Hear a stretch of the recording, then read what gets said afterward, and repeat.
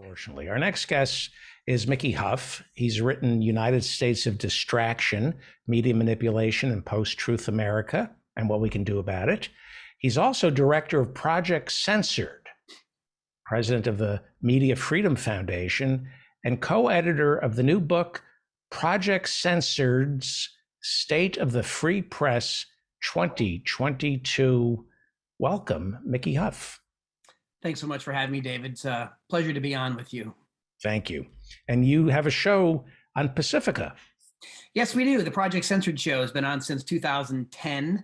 And I do that. I started it with Peter Phillips, and now I'm co-hosting with Eleanor Goldfield. We do a weekly hour-long public affairs show that focuses on all things media, and particularly media censorship and propaganda, as well as critical media literacy. We had Professor Phillips on this show a few years back, and KPFA is part of the Pacifica Network. I'm going to say screwed up family. Is that a fair thing to say? Oh, that's more than fair. That's probably generous. But yes, you're right. It's a fantastic historic institution, as you know, going back to the post-World War II pacifism. Yes. But yeah, warts and all, Pacifica is a unique place, and there's a lot of voices there that you will not hear in the corporate press or even at PBS or NPR. Right, exactly. So you've been following censorship in America since 1976. The Project Censored organization has been around since 1976. That's right. I got involved in the mid-2000s and have been director since 2010. And Andy Lee Roth, our associate director, and I do this book every year, sort of the state of the free press, that looks at underreported stories, but also analyzes what else is going on in the corporate media landscape, the independent and alternative media landscape, as well as not just looking at problems, but we also try to look at solutions, and we look at organizations that are really trying to make a difference in the media. Right. So I don't want to talk about international censorship, and I don't want to talk about journalists being killed overseas. In fact, we lost one today. Understood. I want to talk about here in America. We like to think that this is the golden age of investigative journalism. Thanks to the internet, we have a free and open society, and we have one of the most relaxed. Our First Amendment allows some of the most relaxed speech. I don't think there's a country in the industrialized world that allows the kind of speech that's allowed. We have relaxed libel and slander laws. Are we seeing more or less censorship since you started?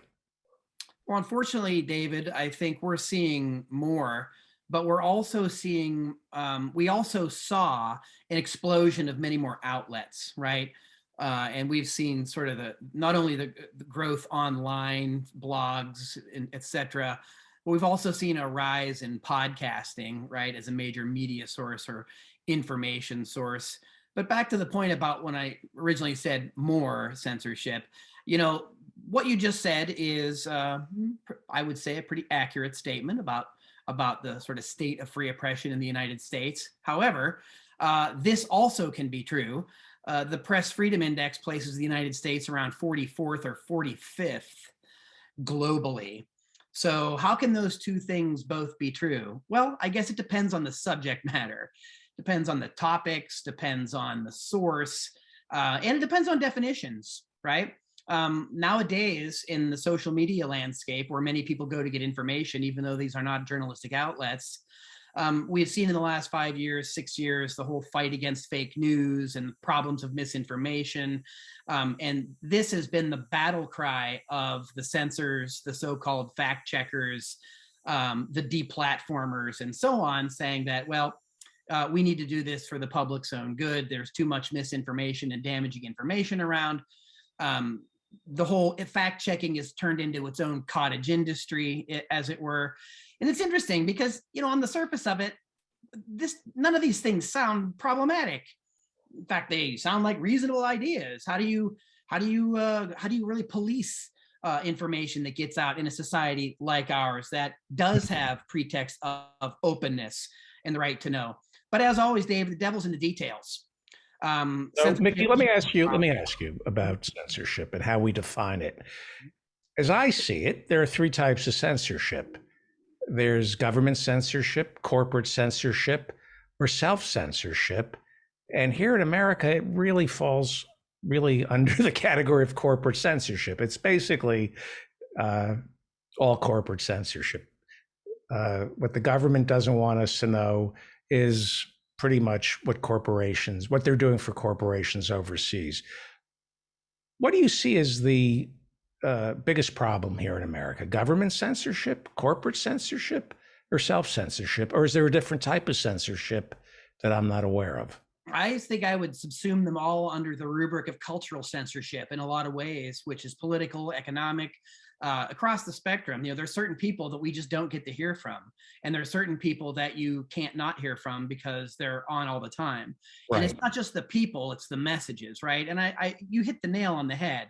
We're talking about corporate censorship here, but because prior restraint historically is something that looks at government First Amendment issues, that the government can't interfere with the reporting of information, but it historically has, and it historically has censored information. We know that from Daniel Ellsberg to WikiLeaks. So we know that that's still a challenge and a problem. But the far more pervasive, pernicious Well, let me forms ask you of about. censorship. I'm sorry. Go ahead. I No, go interrupt. ahead. I'm sorry. Go ahead, No, David. please, please. I interrupt. I apologize. Go ahead.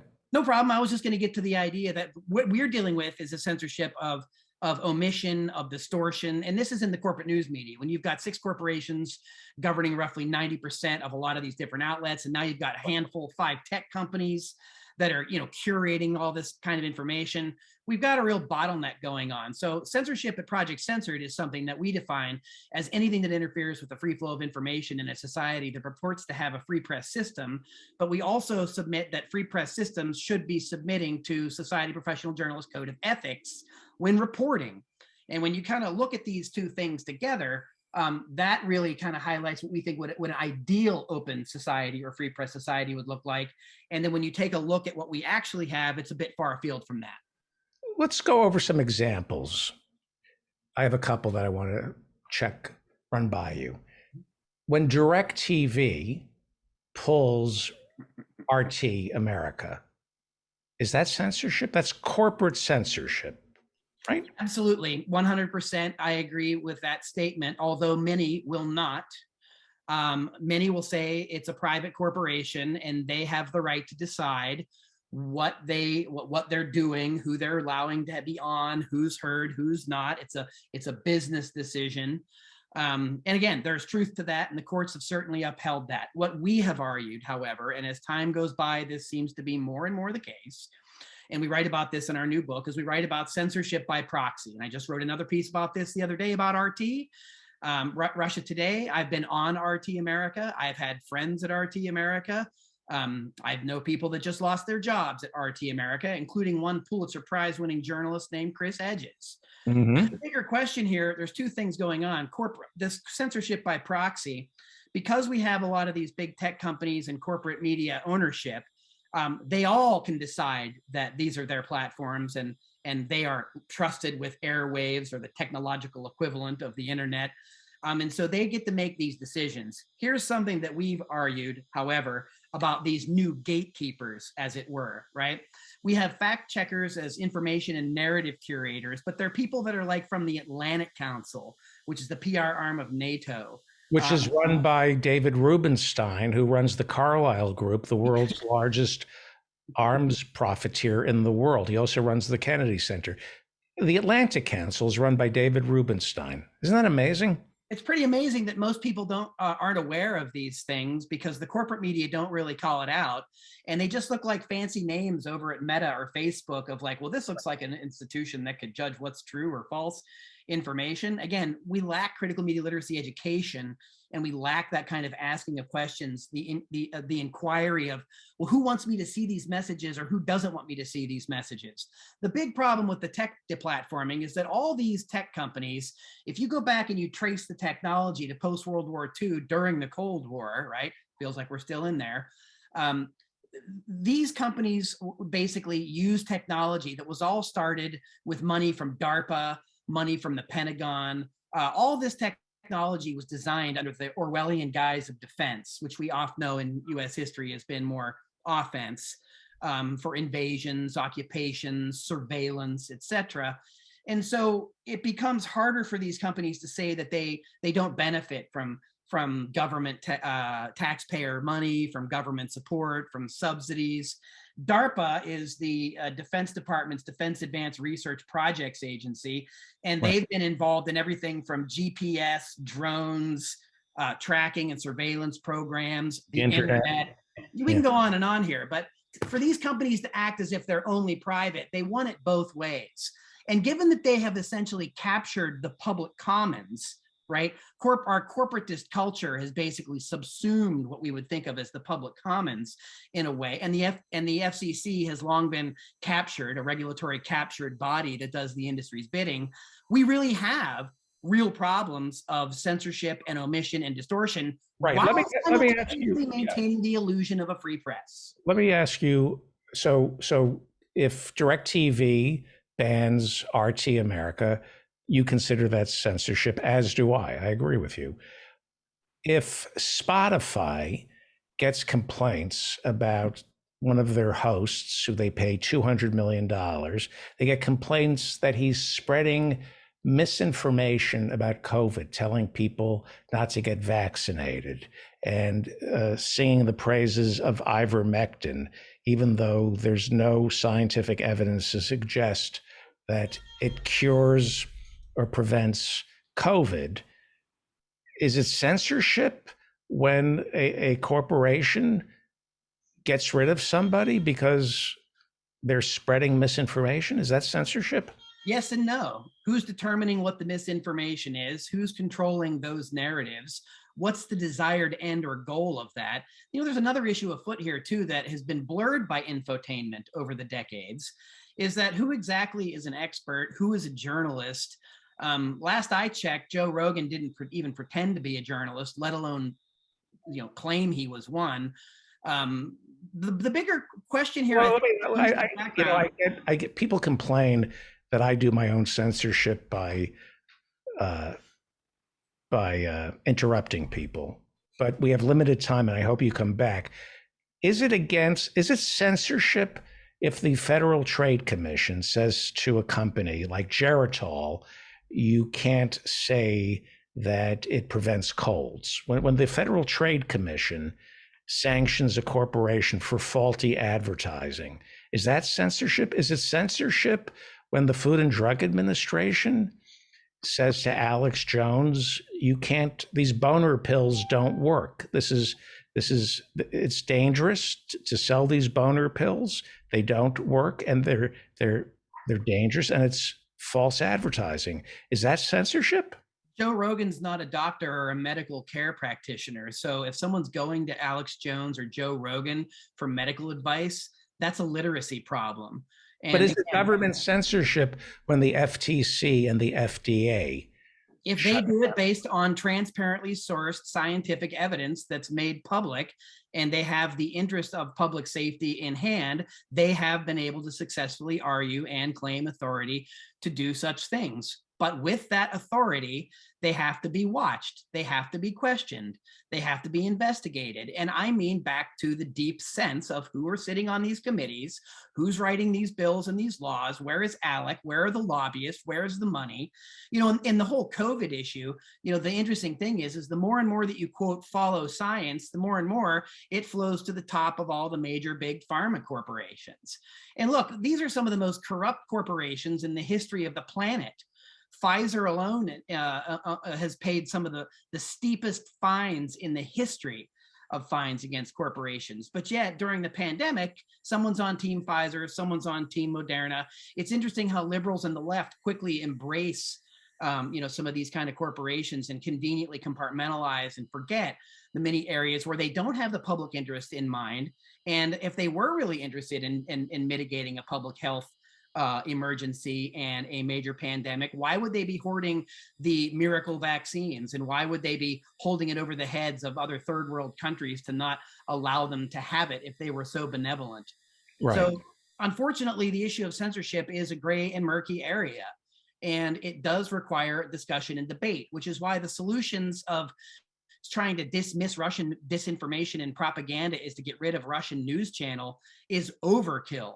What you need is you need to have people analyzing, discussing, investigating. You need to have more robust discussion. You need to have ethical journalists that seek truth and report it, minimize harm, act independently, and are accountable and transparent. Those are the 4 pillars of the code of ethics from the Society of Professional Journalists. They should be nailed to every newsroom in this country, and they should be vigorously followed. And that's what we promote at Project Censored, along with critical media literacy education, to seek out sources that do these things and report in the public interest as a matter of regular course. Have you ever heard of the Geller Report, Pamela Geller? She's an anti-Muslim, far-right political activist, just one of the worst human beings. So I see a retweet that Donald Trump is going on Joe Rogan. It's a tweet from Donald J. Trump that Pamela Geller retweets. She says, Donald Trump says, "I will be on Joe Rogan's show this Friday." And I went, what? He's going to be on Joe Rogan? And I click on the Twitter link and it takes me to Pamela Geller, the anti-Muslim far-right Trumper, and she posts the tweet. It says, Donald J. Trump, I'll be on Joe Rogan's show tomorrow. And I thought, what's wrong with this? I go, wait a second, wasn't Donald Trump banned from Twitter? And then it says parody account. Yeah. So, if you're anti-Muslim and far right, you're an ignoramus. And it takes just a little critical thinking that has to be taught in our schools. Which is what the new book I just did. Stupid. The GellerReport.com. You're that stupid. You're all you do is complain about Donald Trump being deplatformed on Twitter, and then you see the Donald J. Trump tweet and you retweet it, and how stupid could you be? You can't make it up, David. It's the material is rich and it's out there in the real world. So isn't it? So can a society function if half the people who live here are stupid? And by that I mean the right wing is taking over our schools. They're showing up at these Board of Education meetings. They're creating. They're celebrating stupidity. You can't have a free and open press if half the country lacks critical thinking. And the only way you could be a right winger is through lack of critical thinking. The problem is our schools, isn't it? It's part of it. And what's happened to the schools has happened by design. Like much of the public sector, it's been starved, squeezed out, and corporatized. We wrote about that in United States of Distraction. Ralph Nader did the foreword for that, of course, outlining the historic nature of the half-century long backslide that took us to get where we now are. Nolan Higdon and I just finished this book from Routledge, Let's Agree to Disagree, A Critical Thinking Guide to Communication, Conflict Management, and Critical Media Literacy. So we think that the antidote is education. We think the free press has to play a big role in that for the general public when following ethical principles, when following critical pedagogical guidelines that we lay out in this book transparently. We look at many different sides and different angles of the challenges that we face, not just from a left perspective, but from across the spectrum. This is what's at stake here. If we are not going to teach or educate people about how they can think independently and critically, someone else will gladly do it for them. The Joe Rogans of the world, the Alex Jones, the whomever else's are there. Tucker's on Fox every night. Hannity's all over the radio and Fox every day and night. You got Rachel Maddow for the MSDNC over there cheerleading for that corporate Democratic Party. We only have 6 minutes.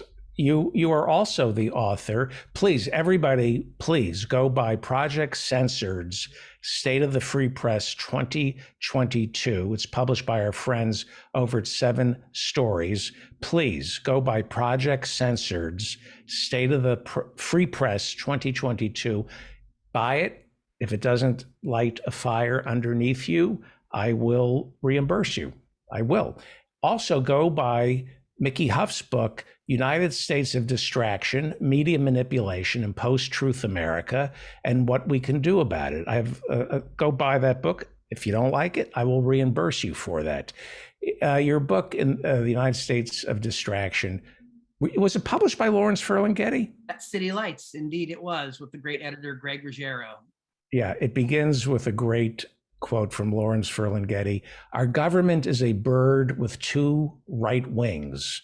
They're devoted to the perpetuation and spread of corporate capitalism. Tell me about James Buchanan.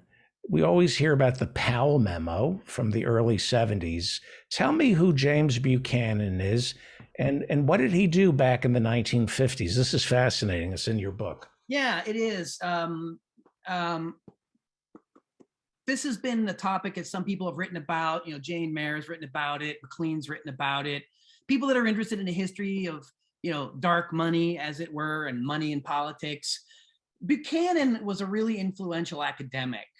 And, if you take a look at that post-war period, there are several of them in universities of Virginia, Chicago, that they were unhappy about what the New Deal was doing to government, civic culture, putting too much power in the hands of people per se, or voters, having the government grow and oversee corrupt practices and so forth.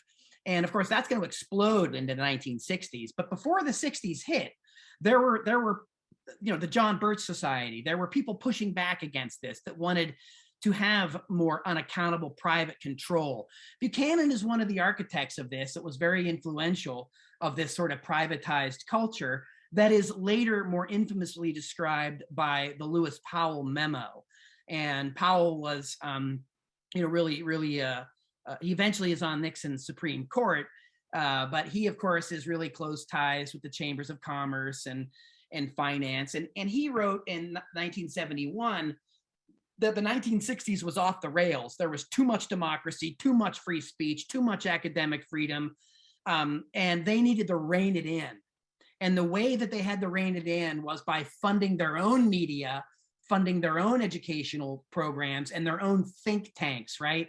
That's where you're going to get things like the Heritage Foundation, the American Enterprise Institute, later that spawns things like the Neoconservative Project for the New American Century, Hoover Institute. You're going to have all kinds of these think tanks coming up in the 1970s, along with other financial bodies that are really abstract and obtuse to the general public, but they're very, very disciplined and targeted on controlling the economy, controlling competition, and controlling narratives through media and education. So this is not a conspiracy theory. This literally was a plan that was hatched in Lewis Powell's memo that later, becomes public. And if you trace it back to Buchanan, it's really a blueprint for where we are right now. And in the United States of Distraction, David, you'll notice that we started with a quote from Lao Tzu: if you do not change direction, you may end up where you are heading.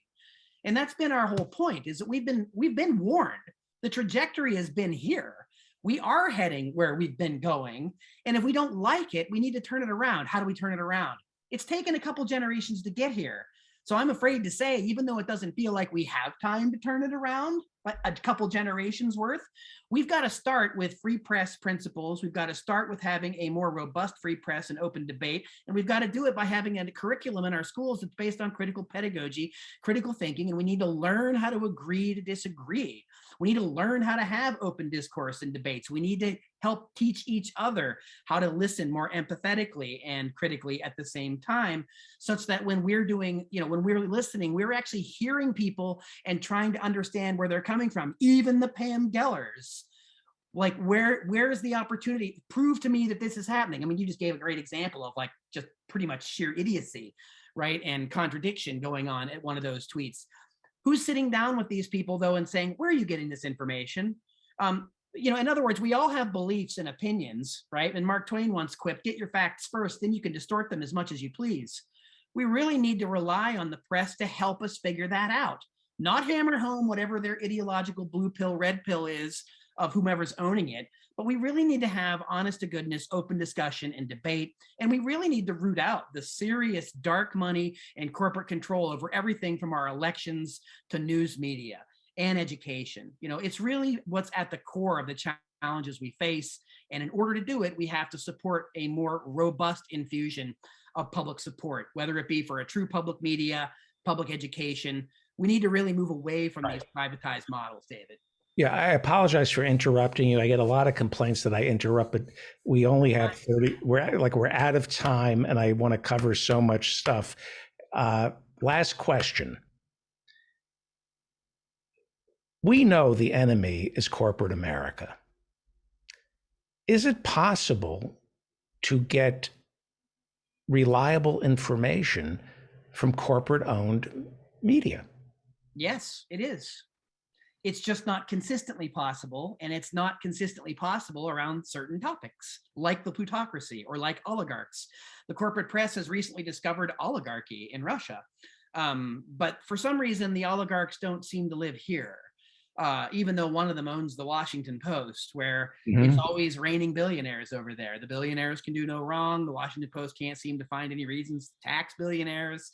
That's no surprise. And this is why and the self-censorship over at the Washington Post, I've witnessed it on this show. I've had people from the Washington Post who have called me and said, "Can you take that thing out about Amazon?"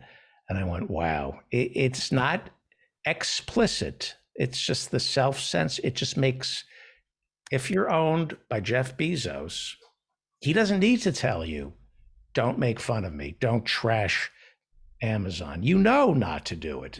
You don't need a written memo from Jeff Bezos.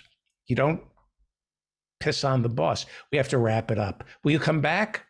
I'd love to, David. I'd be honored to do it. I really appreciate the conversation and the topics that you have on the show. I know you have my my friend Peter B. Collins on here later today. Yes. Maybe Lee Camp. Is Lee coming on? Lee Camp is coming on at 8. Just covered Lee the other day. So looking forward to seeing that, David. Again, an honor to be here. And honor to have you. Let me sell your book. Let me sell Mickey's book.